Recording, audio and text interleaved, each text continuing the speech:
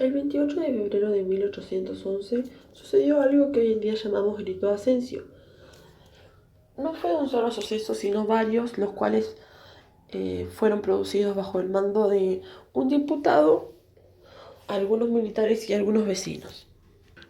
Este proceso fue señalado como el paso inicial que produjo a la independencia y así fue señalado en la ley número 1867 del 13 de agosto de 2003.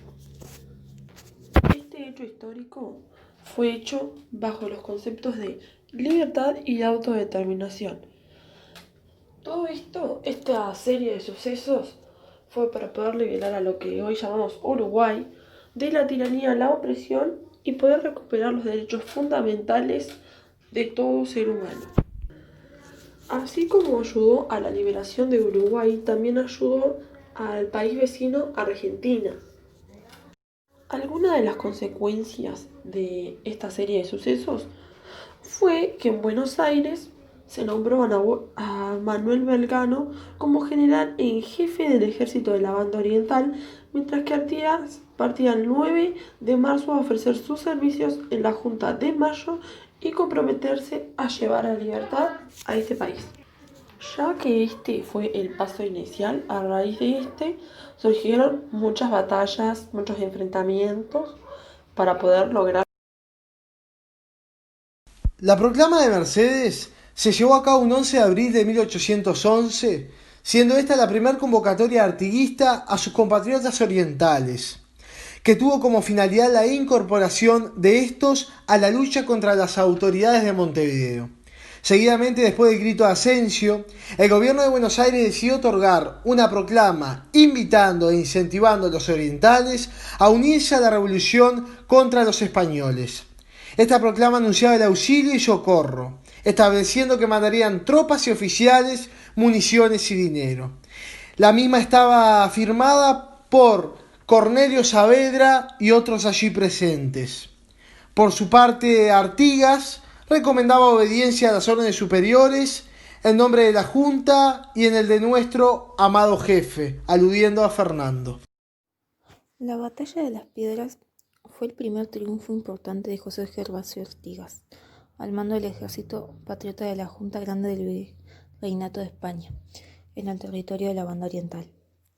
En ella venció las fuerzas realistas del gobernador de Montevideo y nuevo virrey del Río de la Plata, Francisco Javier de Helio, a media tarde del 18 de mayo de 1811.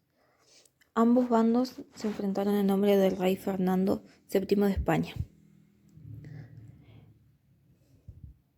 La fecha fue el 18 de mayo de 1811. El lugar cerca de Las Piedras, en la Banda Oriental. El resultado fue victoria revolucionaria. ¿Cómo se llamaban los bandos? El bando de España se llamaba Ejército Realista de Montevideo y el de Artigas, Criollos Orientales adherentes al Virreinato de España. Frente al ejército de España se encontraba José Posadas y el de los revolucionarios José Gervasio Artigas y Manuel Francisco Artigas. El desarrollo de la batalla fue el siguiente. El gobernador de Montevideo y ya entonces virrey del Río de la Plata, Francisco Javier de Helio, designó al capitán de fragata José Posadas, jefe de las fuerzas regulares que guardaban la plaza fuerte realista. Posadas instaló en su cuartel general en San Isidro Librador de las Piedras, en las cercanías de Montevideo, para librar allí un enfrentamiento contra los revolucionarios. En tanto, José Artigas se ubicó en la villa Nuestra Señora de Guadalupe. Los artistas llegaron a conformar un ejército de 1000 hombres, mientras que las milicias de Posada estaban constituidas por 1230 personas, de las cuales cerca de 200 desertaron y pasaron al bando revolucionario rioplatense. Los soldados españoles eran profesionales, disponían de artillería y los fusiles más modernos de la época. Estaban preparados para realizar maniobras militares complejas y sacar al máximo partido del armamento que poseían. La milicia artiguista estaba formada en su mayoría por hombres de campo y desertores de las filas de España. A pesar de que la altura favorecía a los españoles, fue Artigas quien dio el primer paso. Hacia las 11 de la mañana del 18 de mayo envió parte de la infantería bajo el mando de Antonio Pérez en respuesta. Posada ordenó abrir fuego contra el grupo que se abatió en retirada. La infantería española abandonó su ventajosa posición para perseguir a los revolucionarios.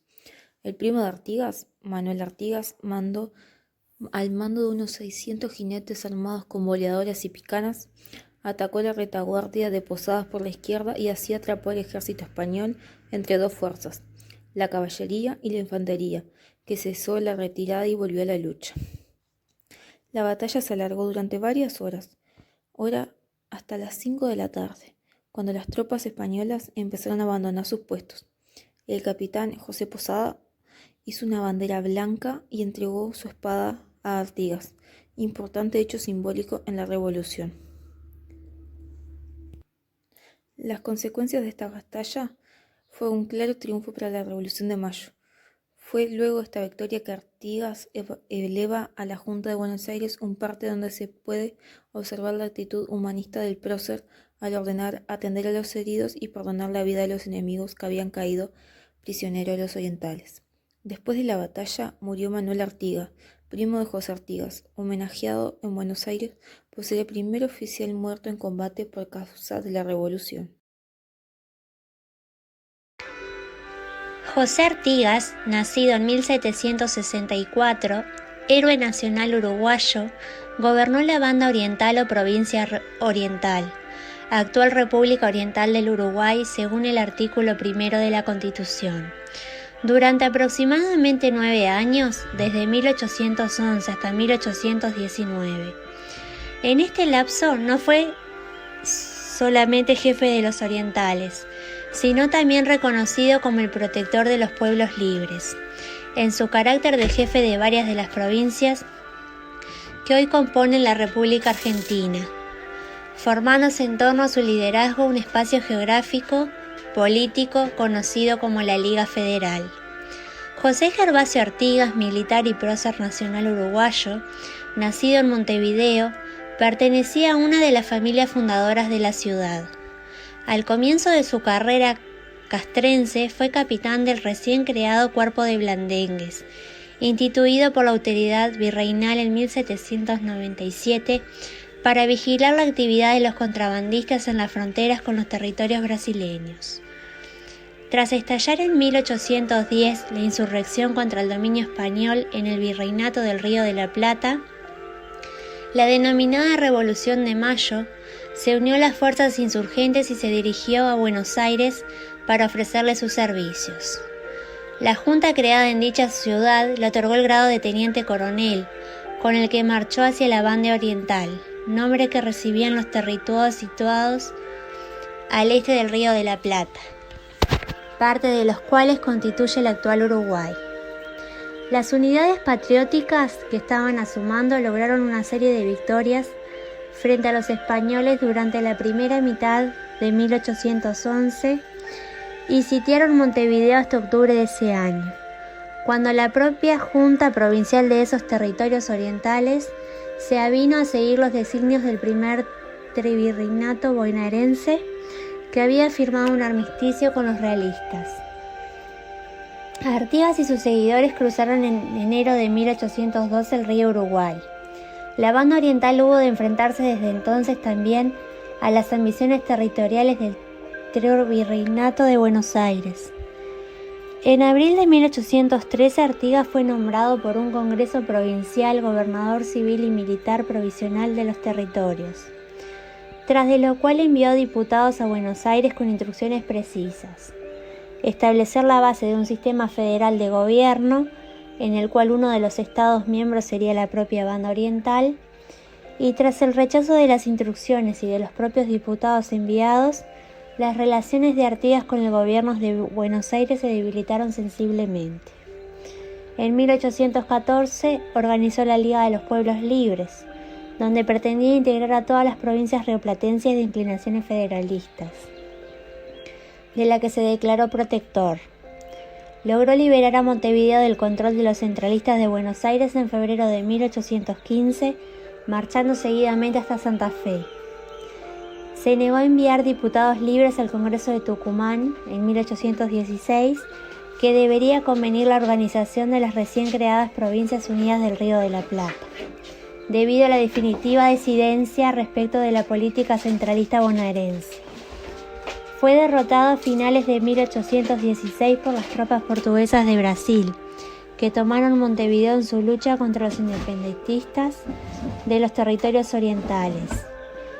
Incapaz de expulsarles y después de la definitiva victoria portuguesa, brasileña para ser más exactos, en la batalla de Tacuarembó el 22 de enero de 1820, la cual supuso la disolución de los denominados pueblos libres. Fue excluido del acuerdo logrado entre los federalistas y los centralistas o unitarios rioplatenses en el Tratado del Pilar en febrero de 1820. Tras retirarse con el resto de sus tropas a la provincia de Entre Ríos, resultó finalmente vencido en sucesivos combates por el caudillo federalista y gobernador de esa provincia, Francisco Ramírez, en septiembre de 1820. El día 23 de ese mes, Artigas se exilió en Paraguay, donde 30 años más tarde falleció.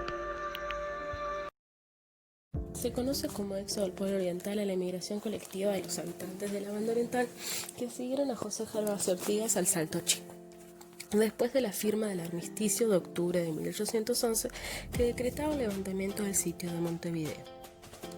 En esta circunstancia, la banda oriental quedaba bajo la jurisdicción del virrey L., quien había realizado el convenio con la Junta de Buenos Aires. En ese marco, Artigas fue nombrado teniente gobernador, justicia mayor y capitán del departamento de Yapeyú. El pueblo oriental, que había seguido a su caudillo en la gesta revolucionaria, decidió no acatar la resolución y seguir al jefe de los orientales. Así cruzaron el río Uruguay unas 16.000 personas, hombres, mujeres y niños, con todas sus pertenencias. Al principio Artigas se opuso a esta migración masiva, pero luego ordenó levantar un registro de las familias, los individuos y las carretas que los seguían. La caravana estaba compuesta por el ejército y todos los habitantes de la campaña oriental. Las familias enteras abandonaron sus viviendas, algunos las incendiaron antes de emprender la marcha. Marchaban a caballo, en carretas, a pie, en carros. La marcha era lenta porque iban ancianos y mujeres embarazadas. Además, cada tanto recibían el ataque de los portugueses que no habían abandonado nuestro territorio a pesar del armisticio. Parten el 23 de octubre de 1811 y en diciembre inician el cruce del río Uruguay.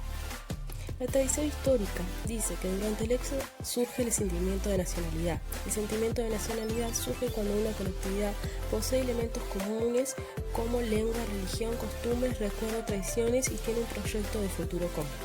La presencia de Artigas, su condición de caudillo popular, dio unidad al pueblo oriental. Artigas expresó las ideas y las aspiraciones de aquel pueblo. Recogió el modo de ser del oriental, que él mismo poseía, y lo transformó en instituciones como las asambleas populares. Estas asambleas eran expresión de un pueblo que amaba la libertad, de caudillo a jefe del pueblo oriental, y capaz de imaginar una nueva organización para los pueblos del Río de la Plata.